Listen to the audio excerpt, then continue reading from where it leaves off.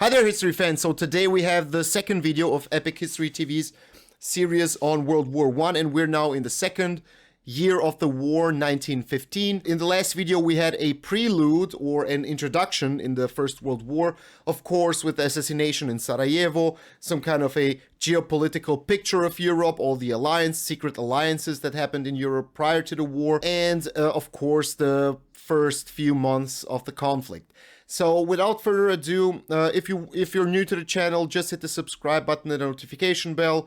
Everything you need to know about this video and the channel and our channel is down in the description below. So let's just go into the video.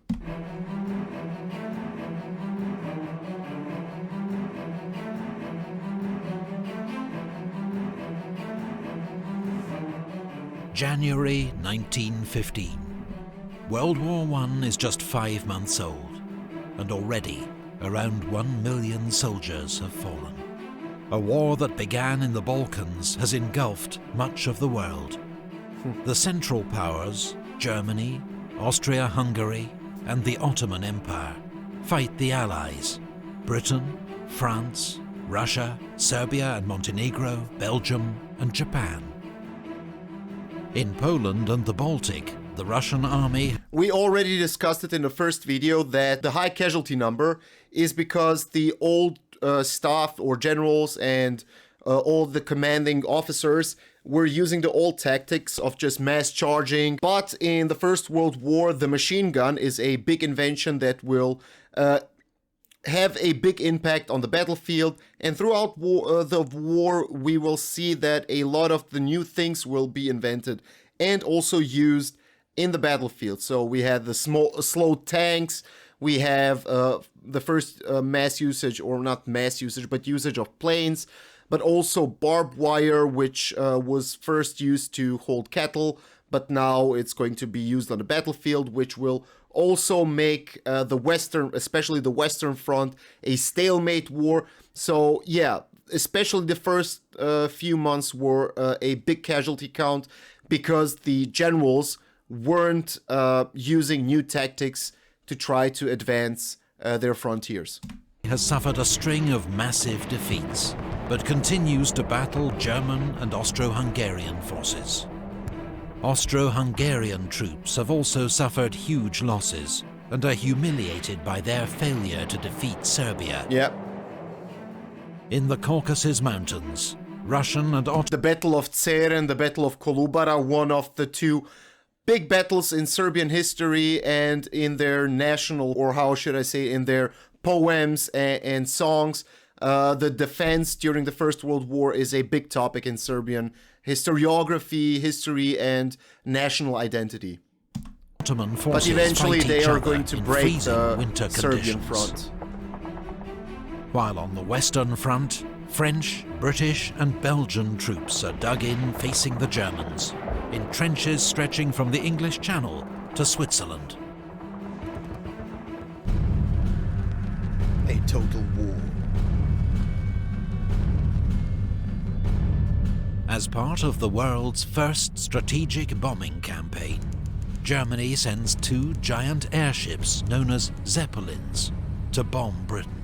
They hit the ports of King's Lynn and Great Yarmouth, damaging houses and killing 4 civilians.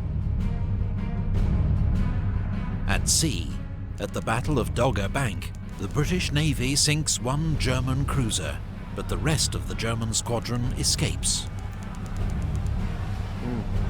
Yeah, Britain is still dominating the seas. Has allowed Britain to impose a naval blockade of Germany, preventing vital supplies, including food, from reaching the country by sea. Germany now retaliates with its own blockade. It declares the waters around the British Isles to be a war zone, where its U-boats will attack Allied merchant ships without warning. Britain relies on imported food to feed its population. From the US. Germany plans to starve her into surrender. Yeah, so Great Britain wanted to starve out Germany with its naval blockade, and then Germany wanted to on the other hand, starve out Great Britain because most of their supplies are coming from the US. The US, although they were neutral during the war, at the beginning of the war, and the general population was against the US military intervention inside of Europe, but they were reluctant in sending not only food and materials to Great Britain, so to trade with them, because it was a great opportunity to send goods and materials to Great Britain and to make a profit out of that. But they were also secretly and sometimes also openly sending also arms. So that is a pretty open question in a sense of, was the US provoking a German response, or was Germany too hasty to sink US ships?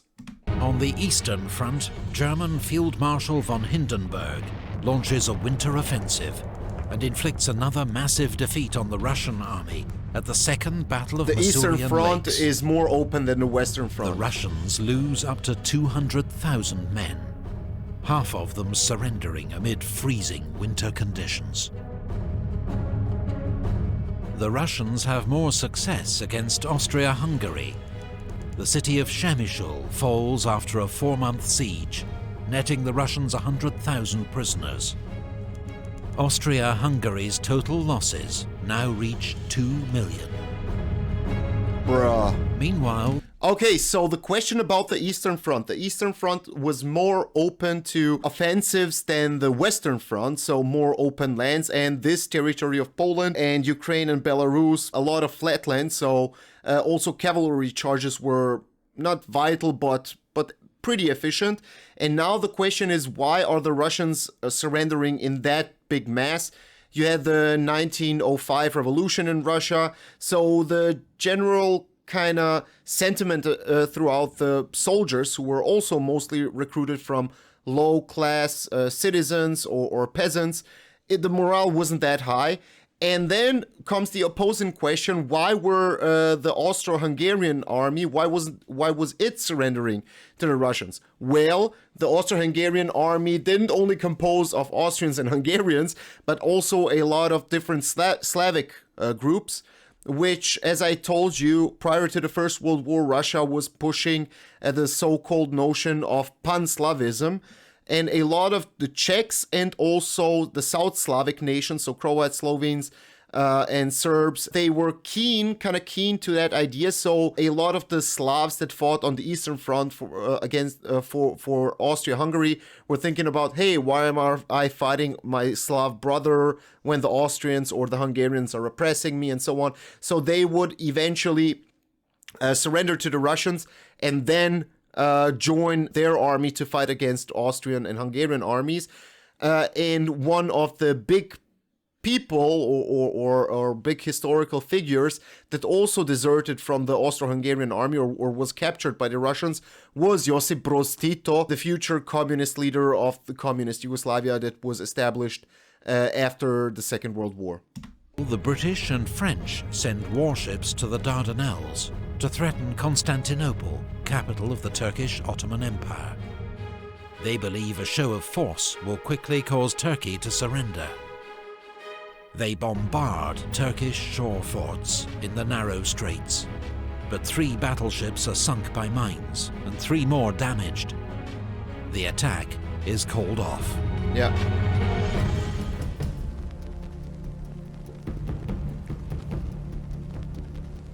Just to go back on the Ottoman Empire, as we see the whole map here of Europe, the Bosporus and Dardanelles, which are here, are vital to the communication between the Western allies in Russia, because the communication would go through those small parts. So if the allies could clear out this path, they would have a clear communication with Russia regarding the Ottoman Empire and the Central Powers. The Central Powers, especially Germany, was pushing for a railway system, and Serbia was actually the only nation that stood between that. There was also the building of that big railway network. I forgot which path it take, but from Berlin to, I think, Vienna, and then Sofia, and then Istanbul. So the Central Powers tried to connect via railway. The Ottomans and the Russians were for hundreds of years in different conflicts, because Russia always wanted an exit to the Mediterranean Sea and later on the Atlantic Ocean, but it was mostly blocked by the Ottoman Strait here, the Bosporus and the Dardanelles, and the Black Sea is also a big strategic point for Russia and the Ottoman Empire. But yeah, the conflict between Russia and the Ottoman Empire, especially the Crimean War also, Russia and the Ottoman Empire were fighting for centuries against each other. On the Western Front, the British attack at Neuve-Chapelle. But the advance is soon halted by German barbed wire and machine guns. British and Indian units suffer 11,000 casualties, about a quarter of the attacking force. 6 weeks later, at the Second Battle of Ypres, the Germans attack with poison gas for the first time on the Western Front. I read somewhere that the French were the first ones to use gas. I don't know. Try to find it out. I'm also going to try to find it out after the video. But somewhere I read that the French were the first ones to use gas in a battle. A cloud of lethal chlorine forces Allied troops to abandon their trenches. But the Germans don't have enough reserves ready to exploit the advantage. Soldiers on both sides are quickly supplied with crude gas masks as a chemical weapons arms race begins. The Allies land ground troops at Gallipoli, including men of the Australian and New Zealand Army Corps, the Anzacs. Their goal is to take out the shore forts that are preventing Allied warships reaching Constantinople. But they immediately meet fierce Turkish resistance and are pinned down close to the shore. One of the biggest blunders. The day before the landings, the Ottoman Empire begins the systematic deportation and murder of ethnic Armenians. Before we jump to the Armenian genocide, the Gallipoli Campaign was one of the biggest blunders that the Allies had during the First World War. It was directed and confirmed by Winston Churchill, and it was a big stain on his career, and it will haunt him also during the Second World War. The Anzac, so the Australian and New Zealand troops that were also stationed there. A lot of people forget that for Britain in the First World War, there were a lot of people from different colonies and territories and whatever they had in the world fighting on their side. As they mentioned, on the Western Front, some Indian soldiers. But the Anzac troops, I think it's now a national holiday in New Zealand and Australia, the Anzac Day. Some kind of a national holiday or something like that. Begins the systematic but that was one of the biggest blunders of ethnic Armenians living within its borders. Allies in the First World War. The Armenians are a long persecuted ethnic and religious minority, suspected of supporting Turkey's enemies. Russia. Tens of thousands of men, women and children are transported to the Syrian desert and left to die. In all, more than 1 million Armenians perish. The Allies condemn the events as a crime against humanity and civilization and promise to hold the perpetrators criminally responsible. To this day, the Turkish government disputes the death toll and that these events constituted a genocide. Yeah.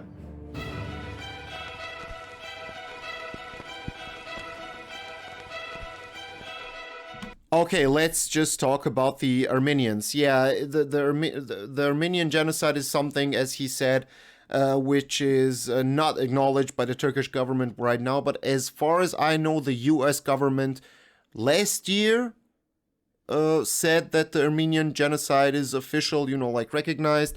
And I think that most of the European states or the European countries have also acknowledged that it happened. It definitely happened. The Armenians were in the eastern part of the Ottoman Empire, so that was close to the way that the Russians were trying to attack the Ottoman Empire, and the Ottomans were, of course, because they suppressed the Armenians for a long period of time, they were, of course, afraid that the Armenians would just flip and then join the Russians and attack them. I'm not trying to excuse that what happened, but I'm just trying to picture what I think that the Ottoman logic was behind that. It was a horrible thing, and it should definitely not happen again. But the thing is, as we saw, the Central Powers are really bad with their PR. The attack through neutral Belgium, so that was a big PR blunder from Germany. And now the Armenian genocide, which also put the Central Powers in the eyes of the US as the perpetrators, the bad ones. And that's a picture that the Central Powers cannot remove at that point of time and later on. On the Eastern Front, a joint German-Austro-Hungarian offensive in Galicia breaks through Russian defences, recapturing Przemysl and taking 100,000 prisoners. It is the beginning of a steady advance against Russian forces. At sea, the British passenger liner Lusitania, sailing from New York to Liverpool, is torpedoed by a German U-boat off the coast of Ireland without warning. Yeah. 1,198 passengers and crew perish, including 128 Americans.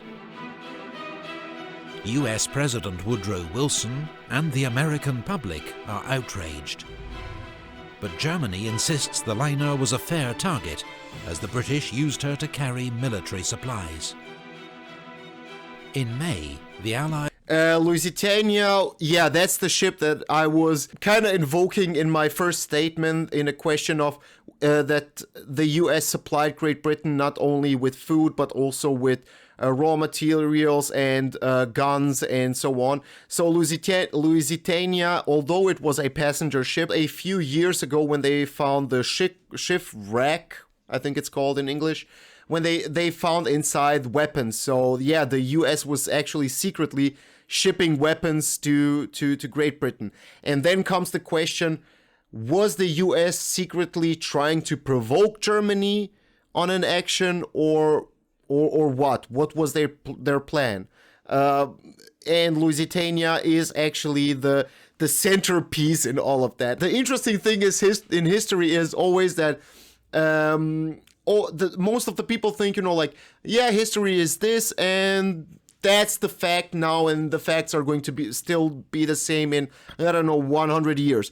But every year, archaeologists, historians, they always find something new. And then when you find something new, sometimes you get answers, but sometimes you get more questions like, what happened? And that was one of the things that when I read the article about Lusitania, I was like, okay, was Germany now provoked? I mean, it was, I would say, a legitimate attack from Germany because they wanted to stop the supply of ammo to the British. But then the US are saying, no. Her to carry military supplies. In May, the Allies launched the Second Battle of Artois in another effort to break through the German lines. The French make the main attack at Vimy Ridge, while the British launch supporting attacks at Aubert Ridge and Festubert. The Allies sustain 130,000 casualties and advance just a few thousand yards. Just look at that those summer, numbers. Above the Western Front, the Fokker Eindecker helps Germany win control of the air. It's one of the first aircraft with a machine gun able to fire forward through its propeller, thanks to a new invention known as interrupter gear. Allied aircraft losses mount rapidly in what becomes known as the Fokker Scourge. Yeah. And the Red Baron. Oh, Italy. Oh, that's a completely other story. Italy, swayed by British and French promises of territorial gains at Austria-Hungary's expense, joins the Allies, declaring war on Austria-Hungary and later the Ottoman Empire and Germany. The Italian army makes its first assault against Austro-Hungarian positions along the Isonzo River, but is repulsed with heavy losses. Yeah. Meanwhile, the Allies... Okay, let's talk about Italy. So the idea of Italian irredentismus, I think it's also the English term, irredentism, is the idea that Italy lost some territories where a lot of Italians live, and that's their rightful claim. So that are Trieste, parts of today's Croatia, so Istria and the Dalmatian coast, also the coast of Montenegro, some coast in Albania, but mostly Istria, Dalmatia, and Trieste, which belongs to the Austro-Hungarian Empire. Okay, so they joined the Allies because they are thinking that they're going to get this coast. The Battle of Isonzo in Slovenian, Isonzo is a river. I think it's on the border between Italy and Slovenia today. In Slovenian, it's called Socha, and one of the generals that was stationed there was actually a Serbian, ethnically Serbian, but born in Croatia, so Croatian Serb, let's just call him that way, Svetozar Borojevic, who was named the Lion of Isonzo, and his main task was a defensive task. This part of the battlefield was a mountainous one, so a lot of Austrians were fighting here because they knew the terrain, and they are a hiking nation. I'm making fun of it, but they know how to hike. And one thing that the Austrians did cleverly is they used Croatian and Slovenian troops against the Italians on the Italian front, because they knew that the Croatians and Slovenians that fight on this front are going to have a high morale, because they knew what will happen to them if their land would be part of Italy, so they would be discriminated and maybe kicked out and so on. So the morale of all the troops at the Austro-Hungarian Italian front was pretty high, if we're talking about Austrians, if you're talking about Croatians or Slovenians. And it was a totally different story on the Eastern Front or at the Serbian front. Face a crisis on the Eastern Front. The Russians have begun a general retreat, abandoning Poland. German troops enter Warsaw on the 5th of August. Tsar Nicholas II dismisses the Russian army's commander-in-chief, Grand Duke Nicholas, and takes personal command. It will prove disastrous for the Tsar, as he becomes more and more closely tied to Russian military defeat. And he had already problems. The Allies land reinforcements at prior Suvla to the First Bay, World War. but neither they nor a series of fresh attacks by the Anzacs can break the deadlock. Conditions for both sides are terrible. Troops are tormented not only by the enemy, but by heat, flies, and sickness. In the Atlantic, a German U-boat sinks the liner SS Arabic. 44 are lost, including 3 Americans. In response to further US warnings, Germany ends all attacks on passenger ships.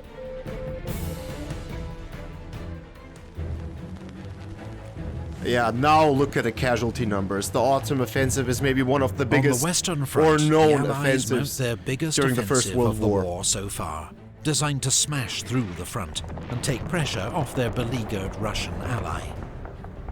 The French attack in the 3rd Battle of Artois and 2nd Battle of Champagne. The British, with the help of poison gas, attack at Loos. Despite initial gains, the attacks soon get bogged down, with enormous losses on all sides. Yeah.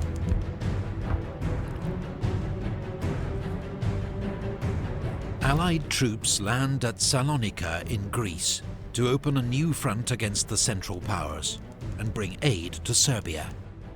But the Allies are too late. Bulgaria joins the Central Powers. Yeah, and they Their outflank joint Serbia. offensive overruns Serbia in 2 months. That winter, the remnants of the Serbian army escape through the Albanian mountains.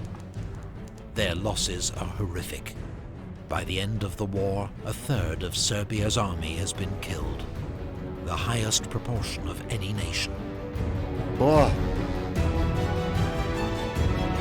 Yeah, the Serbs of the lost a lot in the First World War, as I told you, with percentage-wise. Not only did they lost the highest percent in soldiers, but also civilians. Okay, so talking about the Serbian front, here is the so-called Sava River, which also goes through Belgrade. Defending this path from Austria-Hungary was kind of, let's say it, easier, because the Austro-Hungarian army needed to cross the river into unknown territory. Kind of easier to fight off Austria-Hungary if they could concentrate on one front. But with Bulgaria joining the Central Powers, they were practically outflanked. And now comes the question, why did Bulgaria join the Central Powers? Well, because of the Balkan Wars prior to the First World War, where a lot of the Balkan nations gained their independence. So in the First Balkan War, Bulgaria had a much larger territory, but with the outcome of the first, they weren't happy with the outcome of the First Balkan War, so a Second Balkan War started, where eventually their territory was shrunk, and they wanted now in the First World War, they knew that they could expand their territory on today's territory of Northern Macedonia is the official name, and some parts of Eastern Serbia where there's also a Bulgarian minority. But Bulgaria is joining the war because they're unhappy with the results of the Balkan Wars, because they thought that they deserve or should have more territory than that. Also on the expense of Greece. The Bulgarians also wanted, in the Balkan Wars, Thessaloniki. The Serbian army escaped through the Albanian mountains. Their losses are horrific. Yeah. By the end of the war, a third of Serbia's army has been killed, the highest proportion of any nation.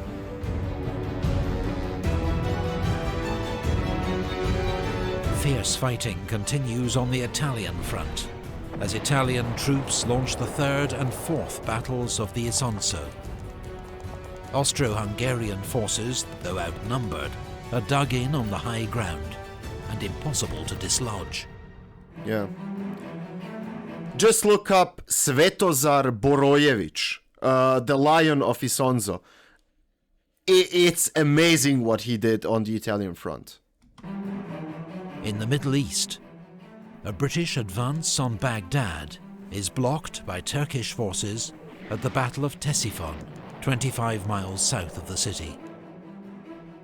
The British withdraw to Kut, where they are besieged. Okay. The Allies abandon the Gallipoli Campaign.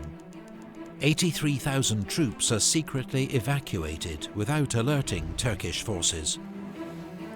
Not a man is lost. It's one of the best executed plans of the war. No! The campaign has cost both sides 250,000 casualties. 1915 is a bad year for the Allies. Enormous losses for no tangible gains. But there is no talk of peace. Instead, all sides prepare for even bigger offensives in 1916, with new tactics developed from earlier failures. All sides still believe a decisive battlefield victory is within grasp. No. Epic History TV relies on the...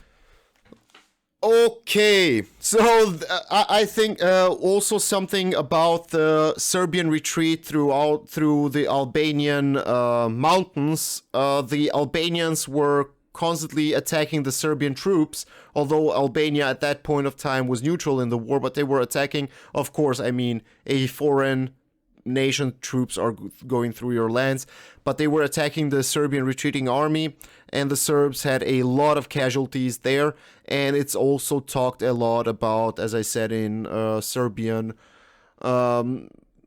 national songs and stuff like that.